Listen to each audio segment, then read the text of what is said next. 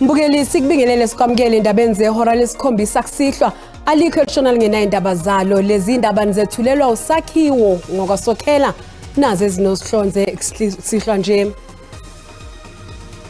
Data yethu isitshela ukuthi abantu abaningi abahamba ama long distances bakuleli side yingakho singala. Ungqongqoshe uzokuthutha uSindisiwe Chikunga uthi iningi lezingozi ezidaleka kuleli libangela obudedengu babashayeli nabahamba ngezinyawo. The Commission could only act within the confines of the law and the Constitution. Owabe ngumengameli wezwe uJacob Zuma oweseka iqembu umkhonto wesizwe ubekela umnqamla juqwa kusasa ukuphosela inselelo isinqumo sekhomishana ezimele yokhetho iIEC esithe akavunyelwe ukukhethwa njengozomela iqembu elithile okhethweni.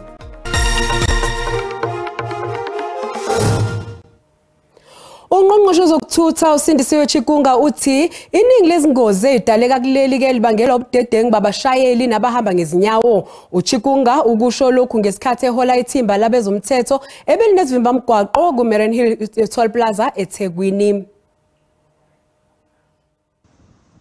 Bekunesiminyaminya sezimoto eMarion Hill Toll Plaza ebezibheke eGauteng. Amaphoyisa abephume ngobuningi bawo emgwaqweni onguthela wayeka uN3. Iziphathimandla zithi kuboshwe abashayeli bezimoto abangaphezulu kwenkulungwane kusukela kuqala impelasonto ende yephasika eNingizimu Afrika. Ukuboshwa kuhlobene namacala ahlukene okubalwa kuwo ukushayela uphuzile kanye nokukhipha izincwadi zokushayela zomkokotelo.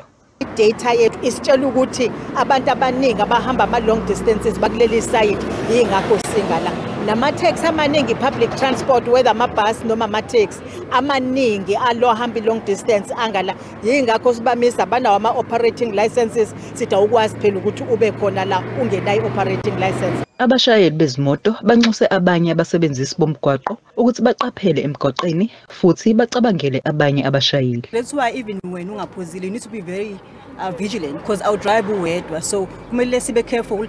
Kwabona abantu abaphuzayo bakithi they just need to make sure ukuthi abaphuze then bangene emgaqweni because babeka impilo zabantu engozini. Hayi okwamanje mangisuka ngizile engihambe kahle kakhulu ayikho into ebeyinkinga nje emhlabeni until ngaze ngawufika vele eThekwini suke eGoli. Izimoto ziboshwe kakhulu esifundazweni iKwaZulu-Natal naseMpumalanga ngenxa yokwephulwa kwezimvumo zokusebenza kwezithuthi zomphakathi. Angaphezulu kwama-21 amatekisi aboshiwe eMarion Hill Toll Plaza iyodwa. Ngingonhlakane Phumagwaza ezindabeni ze-SABC eThekwini. Amaphoyisa omgwaqo abethe echithisaka emgwaqeni eminingi ezifundazweni kuleli namhlanje njengoba abantu abaningi sebebuyela emuva njengoba ke sekuphele impelasonto yamaholiday ephasika. eGauteng amaphoyisa omgwaqo abike ukuthi lenyukile izinga labashone beshayiswa izimoto behamba ngezinyawo emgwaqeni emkhulu kulama holiday ephasika. We have lost some pedestrians over the weekend, so it does happen. The problem is that some of these pedestrians do not want to make use of public transport, which I think is much more safer if they can go to our public transport operators. Let's say perhaps they do not have enough money, but for them to linger around on the freeway, remember the maximum speed limit on the freeway is 120. Some of these vehicles are not driving that maximum speed. I mean, a vehicle at 60 km/h has the potential to kill a pedestrian. Free State kushone abantu abayishiyagalombili ngalempela sonto yephasika. Amaphoyisa omgwaqo namhlanje ashaqe izimoto ezisikhombisa ngesikhathi eqhubha izivimba mgwaqo ku-N8 ePietersburg. Lo mshayeli wetekisi ngomunye kulabo abephucwe izimoto emva kokutholakala ukuthi incwadi egunyaza ukuhamba kwetekisi lakhe bengavunyelwe ukuthutha kulomzila. The only time you can have a trip outside your boundaries, if you are asking for a special trip, we authorize that as a department. We issue you a special, a special permit to travel for those few days. So we do that in the department. So I think it complicates matters worse that he even went as far as Jan Kemp, where he's not even supposed to travel to. Abengamele ezokuthutha eEastern Cape bathi leshiyile izinga lezingozi kulama holiday ephasika esifundazweni uma kuqhathaniswa nangonyaka wedlule. Njengoba kulama holiday kushona abantu abangama-25. Overall, there is a reflection of good behavior on our roads. And as a result of the work being done by police and traffic officers, there have been arrests of about 15 people, including the one we arrested now. just in this roadblock for drunk and driving.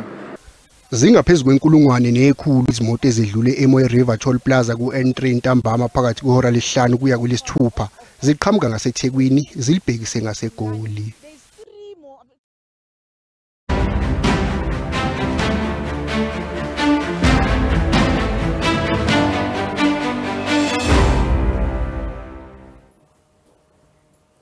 Owabengumengameli wezwe uJacob Zuma oweseka iqembu umkhonto wesizwe ubekelwe umnqamla juqu wakusasa ukuphosela inselelo isinqumo sekomishane ezimele ezokhetho iEC esithi akavunyelwe ukukhethwa njengozomela iqembu elithile okhethweni likazwelonke mhla zingama-29 kuNhlaba nonyaka.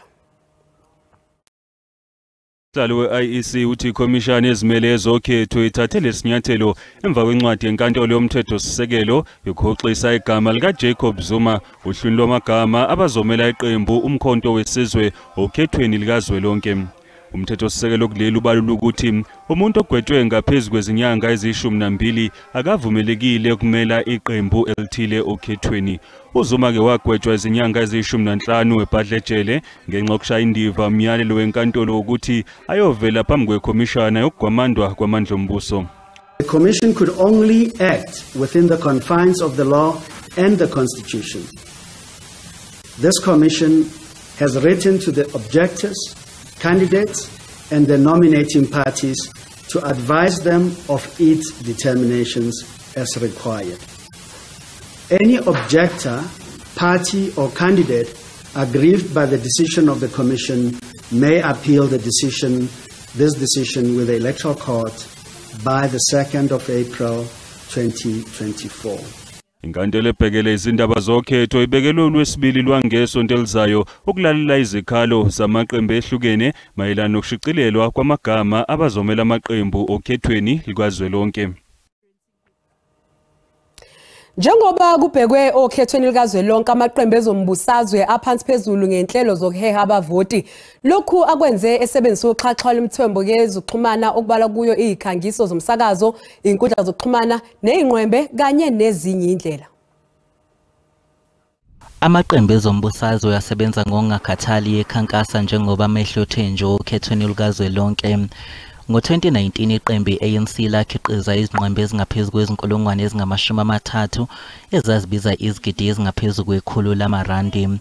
Ngenjongo yokwehlisa izindleko amanye amaqembu yaseqhamuke nezinye izindlela zokukhangisa. We printed 1,000 posters. The posters that we had printed cost us about 18 rand per poster because it's those that you must still stick on something. So then we also had to assist Panyaza with the State of the Province address posters, which were littered and we had to recycle them because they're all over our communities. So 25 rand with a bit of glue as well.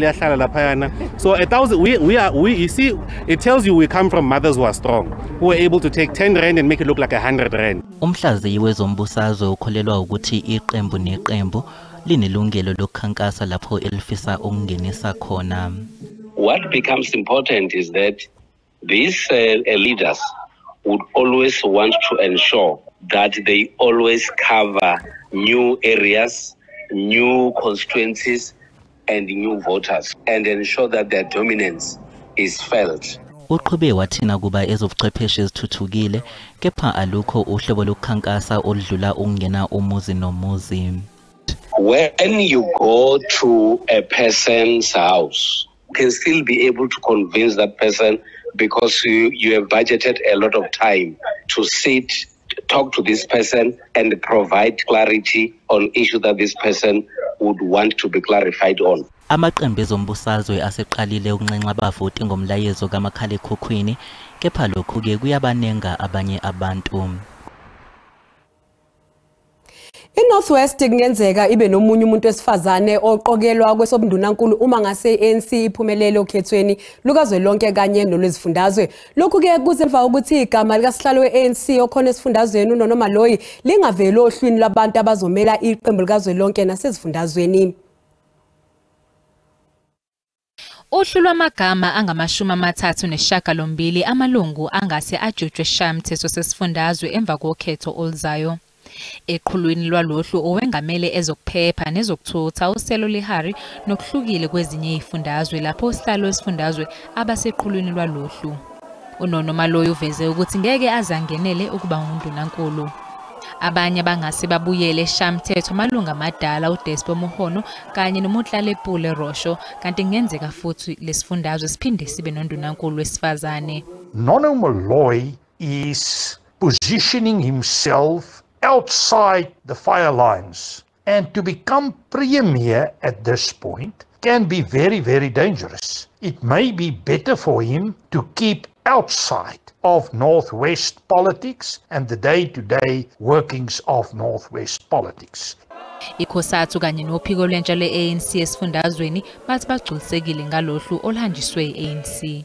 We welcome the decision of the ANC chairperson for not going to the legislature. This proves that the position in the ANC is not a ticket that takes people into the legislature. We are happy with the inclusion of persons living with disabilities, women, and most importantly, we are happy with the inclusion of young people in the lists to provincial legislatures and the National Assembly. I-ANC ayitholakalanga ukuphawula kulolu daba. Isifundazwe sake saholwa uEdna Molewa benoMaureen Modiselle njengoNdunankulu. Kusazobonakala ukuthi ubani ozothatha leso sikhundla okhethweni lesifundazwe kanye nolakuzwe lonke ngoNhlaba.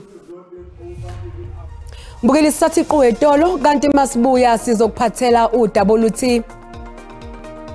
We don't even have electricity to start with. So how can electricity go up when we are suffering from load shedding? Izakhamuzi zakuleli zizoguga amaphakethe njengoba intengo yogesi ikhuphukile namhlanje ngamaphesenti angu-12.74.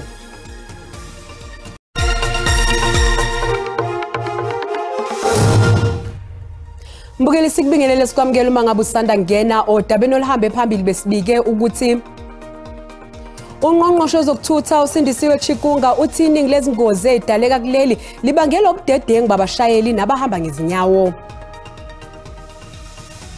Mbukela sikukhumbuza ukuthi lezi ndaba zikhona ku YouTube na ku SABC Plus ngena kuzo uzicinge ngamagama athi SABC izindaba na kanjani uzozithola. Abathenga abadla imbuya ngothi bazophoqeleka ukuthi basifake isigamanqe isandla ephaketheni njengoba intengo yogesi inyuke ngamaphesenti angu-12.74 kusukela namhlanje. Abashayeli bazobhekana ke nengwadla njengoba nopetrol nawo uzonyuka ngolesithathu kulona leli sonto. Lokunyuka kwamanani ogesi kuqale namhlanje. Lokhu kusho ukuthi amakhasimende asezokhokha imali ethe xaxa uma kuza kuzidingo zawo zogesi. Usomabhizinisi osafufusa ugxeke ukwenyuka kwentengo kagesi kusanenkinga evele ikhona yohlelo lokucisha konga ugesi. It's not going to be easy to maintain job creation. It's not going to be easy to maintain whatever that's happening, because as soon as everything is high, now it means out of all the stuff that I have, it means I'll have to let go of some people so that we may be able to consistently, be in business. Izakhamuzi zibuza ukuthi kungani kumele zikhokhe imali emba eqolo kodwa ibe ingalungiswa inkinga yogesi. We don't even have electricity to start with. So how can electricity go up when we are suffering from load shedding? Isikhungo esibhekeleza amandla iNERSA savuma isicelo se-Eskom sokukhuphula intengo yaso ngonyaka owedlule. Usomnotho uthi lokunyuka kwentengo kagesi kuzoba nomthelela omubi ekudayisweni kokudla. Usho kanje njengoba uhlelo lokucisha konga ugesi liphoqelele osomabhizinisi ukuthi bathole enye indlela yokuqhubeka nokukhiqiza. As we have seen low rainfall and very dry conditions in some of the key agricultural areas in South Africa. Inhlangano yamatekisi iSantaco ithi asikho isidingo sokuthi abagibeli bakhathazeke ngokunyuka kapetroli. The hikes will not be outrageous in instances where they are being introduced, and they will not be in majority of our associations. Uphala uthi abagibeli bazokwaziswa uma ngase kube khona ukunyuka kwemali yokugibela ematekisini. Umbasa inyanga ebaluleke kakhulu kuleli njengoba ngo1994 elakuleli lazuza intando yeningi. Uhulumeni wakuleli uzokwethula imicimbi yahlukahlukene ukubungaza iminyaka engama30 yenkululeko kanye nentando yabantu kusukela ngoLwesihlanu. Kepha ke abantu abakuleli abaningi banembono yahlukene ngalokho. Kuhlangana iminyaka engamashumi amathathu elakuleli lazo zayintando yabantu yize kunembuzo ngokuthi ingabe kukhona esingakubungaza noma cha elakuleli lazo zayintando yabantu ngaphansi kwezinselele eziningi okubalwa kuzo ubandlululo nokunye. I feel like we've come a long way, honestly speaking. We have places that didn't have housing before, water before. Although the load shedding is still hard, we can work on that. When it comes to 30 years, is basically we have achieved a lot. There's a lot to do. I'll just also talk on the discipline of basically our government. It's just we need a lot of work on that. Ungqongqoshe ofisili kaMengameli uKhumbuzo Ntshavheni uchaze lokhu njengethuba lokuveza wonke umsebenzi owenziwe kanye nobahlulile. On the 5th April 2024, South Africa will launch the commencement of the year-long 30 years of freedom and democracy celebration. UNtshavheni uphikise ukuthi kule minyaka engamashumi amathathu uhulumeni akukho akufezile. Majority of the black people you are talking about, who are the majority of South Africans, are no longer where they were in 1994. Uhulumeni uthi muningi umsebenzi osamhlalele ukufeza intando yabantu. Isikhungo esiqapha imingcele kuleli Border Management Authority sibambe uhlelo lwezokuphepha emingceleni ophakathi kweNingizimu Afrika kanye neBotswana. Iziphathimandla zalesi sikhungo zihlole impahla engenayo nephuma ezweni kanye nokubhaliswa kwabantu abaphumayo nabangenayo njengoba sekuphothulwa amaholiday ePhasika. Umngcele Stockport mncane uma uyiqhathanisa neminye. Umthamo wezimoto ubungekho omkhulu namhlanje. Lo mngcele ilapho kwadlula khona amalungu ebandla iZCC angama46 ayihambela inkonzo kuleli esuke eBotswana. Badlula eBloho elwela umfuli Orange River ngaphambi ukuthi babhaliswe isiphathimandla emngceleni. Uhlo linamagama amalungu aleli bandla sedlusiwe isiphathimandleni ukuze kuqhutshekwe nophenyo. As the bus came into the Stockport port of entry, as it were, it was indeed able to present the passenger manifest to our immigration specialists at the port, and they were fairly processed accordingly for them to enter South Africa. And of course, as we indicated, all of the people had all the requisite documents that were required for them to enter the country legitimately. And of course, the bus also had a cross-border permit that is required for it to have entered South Africa. So on that basis, indeed, when there was a request for the list that we kept here as part of the passenger manifest, we provided them to the relevant authorities in the province for them to use it as part of their investigative work that they had to do. Kusenjalo kudlula izikulungwane zabantu emngceleni yakuleli namhlanje. Emngceleni Groblersburg abantu bathi ingozi yenze ngesonto edlule yabashiya bebambe ngenzansi. It was a shock. We are mourning in Botswana. It was a very, very bad incident. Lizoqhubeka uhlelo lokwelisa abantu emngceleni kuleli sonto.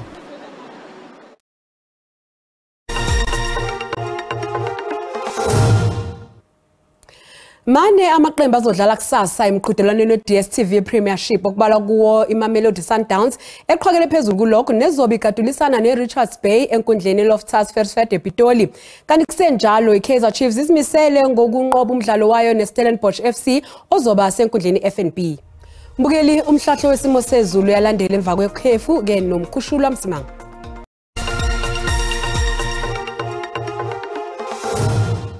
Kwayintokozo mbukeli ukuthi siphinde sihlangane njengoba sesisho sithi makhulu kakhulu amathuba emvula ephelezele ukudume beseqalile phansi lapha eStern Cape abe makhulu ngokuphakathi koBloemfontein mancane mongene eningizimu eGauteng kanjalo nasenkabeni yalapha KwaZulu-Natal qhubeka nokubalela engxenyeni esentshonalanga sika ngamafu ikakhulukazi endaweni ezingasoguni ngaseningizimu sihlabele phambili sisho sithi labalela entshonalanga imkhemezelo nje esingayilindela entshonalanga yalapha ngaseKapa ngale kwaloko lingasikaza ngamafu ikakhulukazi lapha koWestern Cape osukwini lakusasa qhubekela amathuba amancane emvula ke lapha nalapha mawungena ikakhulukazi eningizimu nasenkabeni KwaZulu-Natal yongena eMpumalanga eGauteng konotho wesikwela seFrestata ixake futhi inkungu yasekuseni lapha koMpumalanga uyongena maphakathi neKwaZulu-Natal kanti ke iSouth African Weather Service iyasikhipha isixwayiso silapha kusigaba sesibili ikakhulukazi ke solwandle uthukuthela ikakhulukazi ke ogunoli ngapha ngasentshonalanga kanti into ebaluleke kakhulu ngawumoya nje ongathanda ukuba namandla futhi ke mawungena kulezo ndawo sisho sithi ke nemvula ephelezele ukuduma singazilindela ikakhulukazi ke enkabeni ke okanye lapha engxenyeni lapha eEastern Cape sihlabele phambili siyobheka usuku lakusasa liqhubeka lolwandle oluthukuthele ikakhulukazi ngapha ngasentshonalanga sisho sithi amazinga okushisa ebusuku banamhlanje likhathisa ingubo lapha kwaphindini lithande nje kuba phakathi kuzo zonke indawo ezingapha ngasentshonalanga sisho sithi ke lingathanda nje ukuthi lifudumale lapha KwaZulu Natal liphole mongene enkabeni kanjalo nasengxenyeni ke esenyakatho ngophoma enhlavelanga lifudumale okanye liyashisa ikakhulukazi enyakatho lifudumale lapha eGauteng kanjalo ko North West Kola seFreystata uyongena KwaZulu Natal lithi ukushisa kodwa komhlaba uyalingana ko Richards Bay kompangisa komthetho sisho sithi lifudumale lapha Eastern Cape lithi kuphola kodwa endaweni ke ezingasogwini lishisa futhi mongena ngapha ngasentshonalanga ngivumele ngisho ngithi ke ngiyayithatha indaba enobusuku obuhle.